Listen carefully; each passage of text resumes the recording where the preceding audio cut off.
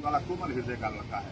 अगर आपके बीच आया है भाई, आपसे मदद मांगने आया, आपसे रात मिला, उसके पीछे कोई लोभ और लालच नहीं। उनको न नाम की कमी है, न शोहरत की कमी है, न पैसे की कमी। भगवान ने उनको सब कुछ दिया है। मन में सेवा भाव है। बिहार का हूँ, जहाँ से रहने वाला हूँ, वहाँ के अगल बगल के लोगों के लिए कुछ ऐसा करके जाऊँ कि मैं जब न रहूँ इस दुनिया में, हमारी आने वाली पीढ़ी कहे हाँ एक कलाकार था जिसको भोजपुरी और भोजपुर के लोगों ने, भोजपुरी भाषा के लोगों ने उसको इतना बड़ा बनाया था, कुछ कर करके काराकाट के लोगों के लिए गया है। बड़ा हृदय है, बड़ा भावुक क्षण हो जाता है जब पवन जी कुछ बातें करते। देखिए वो भी उनके मन में भी बहुत सारी चीजें, लेकिन वो उस सपने को साकार करने के लिए बहुत मेहनत करना है। आपके पास साधारण लोग चुनाव नहीं लड़ रहे, एनडीए चुनाव लड़ रही है, उनके साथ सहयोगी दल चुनाव लड़ रहे, बहुत सारे लोग चुनाव लड़ रहे हैं और चुनाव में बहुत बड़े बड़े लोग भी आएंगे। किसी जाति का नेता आएगा, मंत्री आएगा, कोई पैसा लेकर के आएगा, गली गली मोहल्ले मोहल्ले नेता लगाए जाएंगे। क्यों? कि पवन सिंह वोट को कैसे काट दिया जाए, जात के नाम पर कैसे बांट दिया जाए, तमाम समस्याएं आप लोगों के बीच आएंगी।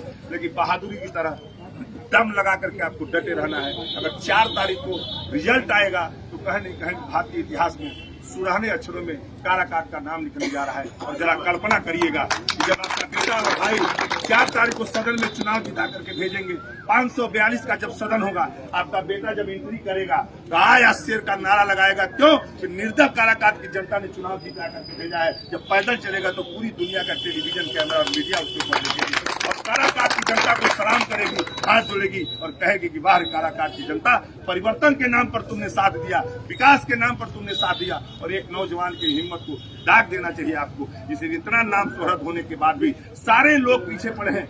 मीडिया के भाई ने अभी हमसे सवाल किया है कि फलां आदमी आने वाला है, फलां आदमी आने वाला है। हमारे पास उसकी कोई जानकारी नहीं है, ना कोई आधिकारिक पुष्टि है। लेकिन जरा सोचिए यह लोग कैसे एहसान फरामोश लोग हैं, जिनके सबके लिए प्रचार किया है पवन सिंह ने, सबके लिए वोट मांगा है पवन सिंह ने, उन सबके जीत में पवन सिंह का हाथ रहा है। अगर यह बेईमान आते हैं आपके बीच, तो इनको मुंहतोड़ जवाब देने की आप लोगों की जरूरत है।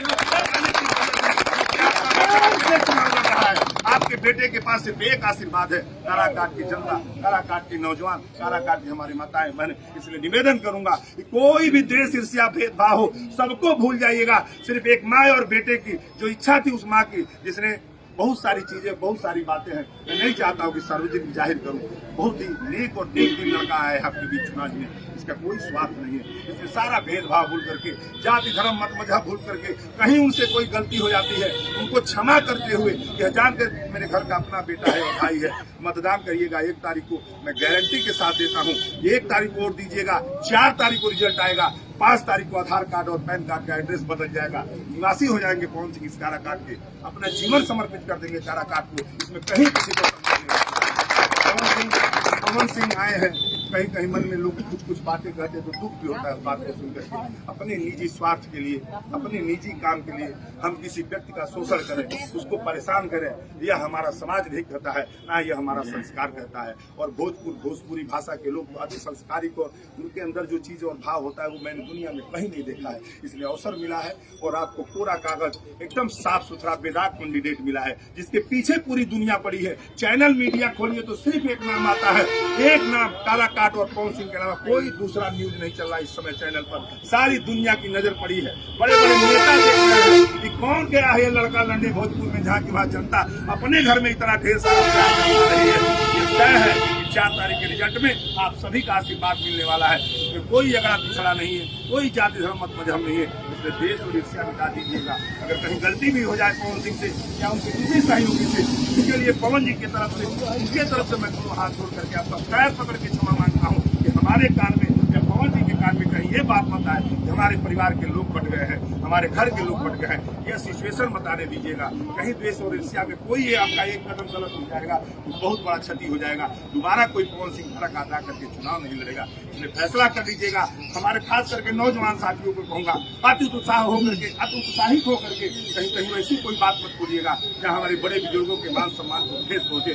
संयमित रहिएगा, वोट मांगिए, बूथ पर जाइए, संगठन बनाइए, संगठित होकर वोट मांगिए। मांगिएगा, किसी को ऐसी भाषा और बोली का इस्तेमाल मत करिएगा जहाँ द्वेष लगता हो, ईर्ष्या लगता हो, बड़े बुजुर्गों के मान सम्मान को ठेस पहुंचता हो।